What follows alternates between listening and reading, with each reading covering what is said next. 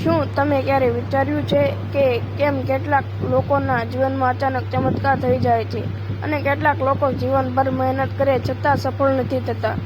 શું તમને ખબર છે કે મસાણી મેલડીમાં વાસે 84 એવા રહસ્યમય ખાતા છે, જેમાંથી એક ખાતું જો તમારા જીવનમાં સક્રિય થઈ જાય તો તમારી કિસ્મત જ બદલી શકે છે. પણ ધ્યાન રાખજો, આ શક્તિ સાથે રમવું મજાક નથી, કારણ કે આમાં ફાયદા સાથે નુકસાન પણ છુપાયેલું છે. આજે હું તમને મસાણી મેલડીના 84 ખાતાનું સંપૂર્ણ રહસ્ય જણાવવાનો છું, જે ઘણા લોકો છુપાવી રાખે છે. મસાણી મેલડીમાં એ માત્ર એક દેવી નથી, પણ એ એક શક્તિ છે, એક ઉર્જા છે. એવી માન્યતા છે કે મસાણી મેલડીમાંનો સંબંધ સ્મશાન, તળિયા અને ગુપ્ત તાંત્રિક શક્તિઓ સાથે છે. સ્મશાન કેમ? કારણ કે જ્યાં અંત થાય છે ત્યાંથી જ નવી શક્તિની શરૂઆત થાય છે.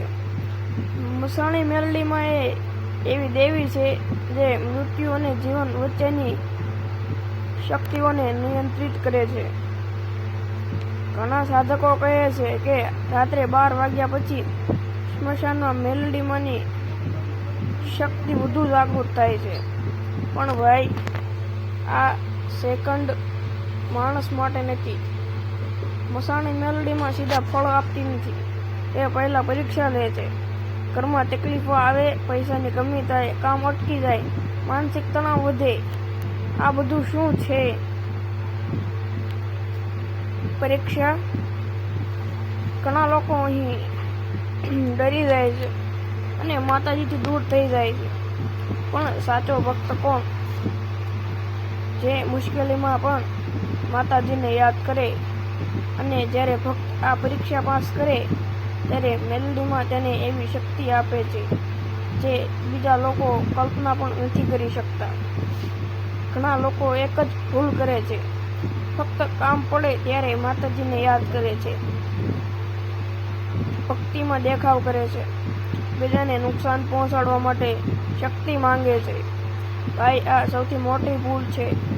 મસાણી મેલડીમાં ક્યારેય ખોટા ઈરાદા વાળા ભક્તને આશીર્વાદ આપતા નથી. જો કોઈ ખોટા કામ માટે પ્રાર્થના કરે તો એની જ જિંદગીમાં મુશ્કેલી વધે છે. હવે સૌથી મહત્વની વાત, મેલડીમાંને રાજી કરવા છે તો આ કરો. દર મંગળવાર કે અમાસે એક દીવો પ્રગટાવો, 1 અથવા 2 દીવા પ્રગટાવો. ગુગ્ગળનો ધૂપ કરો, 21 વાર જય મેલડીમાં બોલો. પણ ભાઈ, આ બધું કરતા પહેલા મન શુદ્ધ હોવું જોઈએ. જો દિલમાં ખોટ હશે તો કોઈ ઉપાય કામ નહીં કરે. હવે મુખ્ય ભાગ, ધ્યાનથી સાંભળજો. 84 ખાતું એટલે શું? આ કોઈ સામાન્ય વાત નથી. 84 અલગ અલગ શક્તિઓ, 84 અલગ કાર્ય, 84 અલગ ઉર્જા માર્ગ. દરેક ખાતું એક કામ માટે છે. પહેલું, રક્ષણ ખાતું, દુશ્મન અને નકારાત્મક શક્તિથી બચાવે. બીજું, ધન ખાતું, પૈસા અને સમૃદ્ધિ માટે. ત્રીજું, બાધા નિવારણ ખાતું, નજર બાધા દૂર કરે. ચોથું, સંતાન સુખ ખાતું, સંતાન માટે આશીર્વાદ આપે. પાંચમું, વિજય ખાતું, કોર્ટ કેસ વિવાદમાં જીત અપાવે. છઠ્ઠું, આકર્ષણ ખાતું, લોકો પર પ્રભાવ પાડે. સાતમું, શાંતિ ખાતું, ઘરમાં શાંતિ લાવે. ભાઈ, આ 84 ખાતામાંથી કેટલાક ખાતા ખૂબ જ ગુપ્ત છે, જે ફક્ત સિદ્ધિ સાધકો જ જાણે છે અને સામાન્ય લોકોને નથી કહેતા. કારણ કે ખોટા હાથમાં શક્તિ જાય તો નુકસાન થઈ શકે છે. ક્યારેક મેલડીમાંની શક્તિનો ખોટો ઉપયોગ ન કરવો.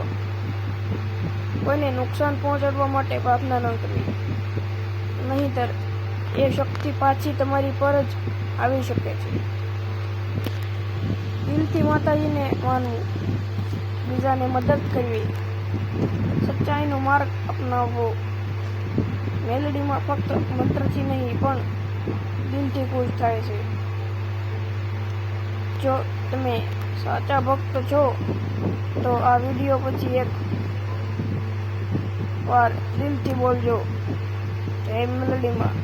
અને જો તમને આવા રહસ્ય જાણવા ગમે છે તો આ ચેનલને સબસ્ક્રાઈબ જરૂર કરજો, કારણ કે અહીં તમને મળશે એવા રહસ્યો જે દુનિયા તમને ક્યારેય નથી કહેતી. જય સિકોતરમાં, જય મેલડીમાં.